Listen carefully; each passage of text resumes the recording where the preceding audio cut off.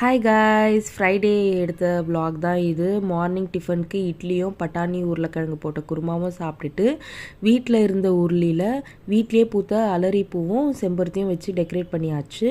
இன்றைக்கி தை கிருத்திகன்றதுனால வீட்டில் ஒரே தடப்புடலான வெஜ் சமையல், உளுத்த வடை, அப்புறமா 3 பொரியல் செஞ்சுருந்தாங்க. நல்லா தேங்காய் திருக்கி போட்டு வாழைக்காய் பொரியல், அப்புறம் மரவள்ளி கிழங்கு பொரியல், சக்கரவள்ளி கிழங்கு, பூசணிக்காய் ரெண்டுத்தையும் சேர்த்து ஒரே பொரியலாக பண்ணியிருந்தாங்க. கூடவே கத்திரிக்காய் முருங்கைக்காய் போட்ட சாம்பார், சுட சுட சாதம்.